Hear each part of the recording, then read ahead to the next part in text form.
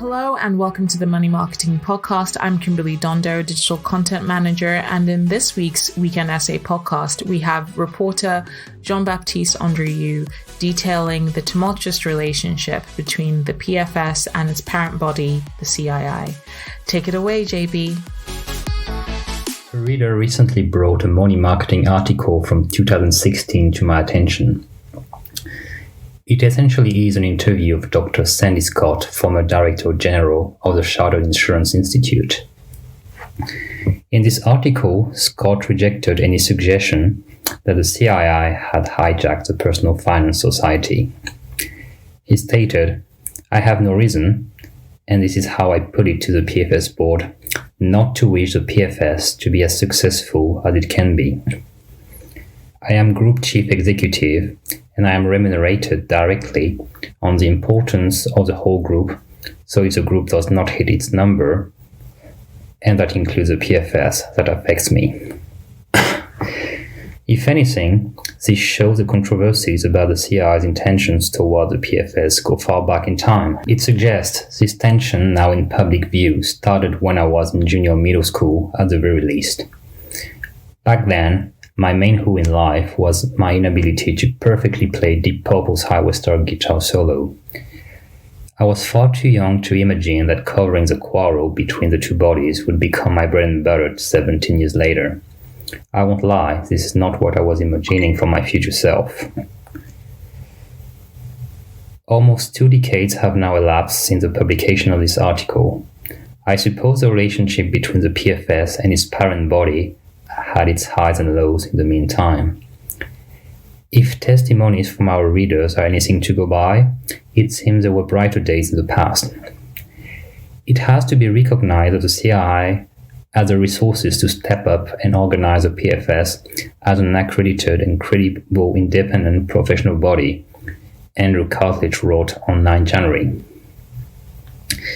I'm not an expert on the long history between the CII and PFS, so my impression of the present situation has been mostly shaped by recent events. Unfortunately, things have turned grim over the past few weeks. Also, my coverage of their relationship had headed toward the direction of the past year and a half. I am an outsider and have tried to keep a balanced and neutral view on this matter. But dissatisfaction among PFS members was palpable even before the CII made its move shortly before Christmas. Still, it was surprising that things escalated so quickly. The appointment of 3 institute directors by the CII to the PFS board is a straw that broke the camel's back. It is clear that many PFS members have lost confidence in the CII and openly question its intentions. The CII guaranteed via its chair Dr. Helen Phillips that the new institute directors will focus on protecting and serving PFS interests, and added there is no plan to deregister the PFS. Whether the CII will live up to its promises remains to be seen.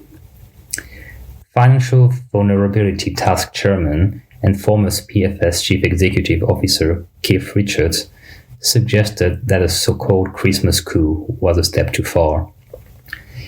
There have been many advisors stating that this aggressive move by the CII to seize control of the PFS is a final straw and will result in them resigning membership and moving elsewhere for the annual statements of professional standing requirements.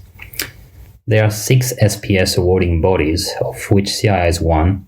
CISI and LIBF are likely to be the most obvious alternatives, he said. PFS members are indeed considering moving to other professional bodies.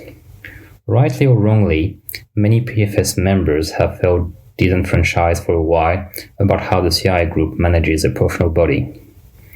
I've always wondered why they did not vote with their feet earlier. It's a genuine question, not a provocation.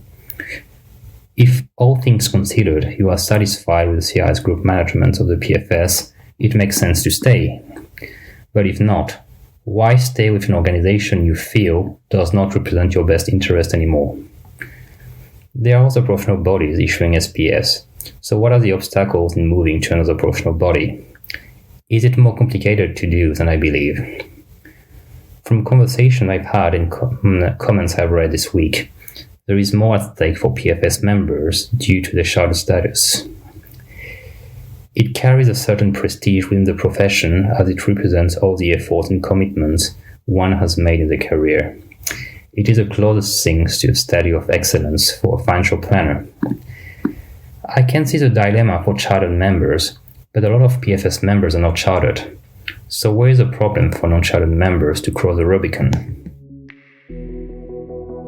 Thanks, JB, for another great weekend essay. We hope that you enjoyed it.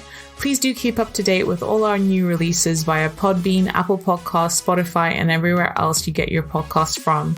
You can also keep up to date with all new content published on the Money Marketing website, as well as our print edition Money Marketing magazine, so make sure to subscribe. Follow us on Twitter, LinkedIn, Facebook, and Instagram. See you next time.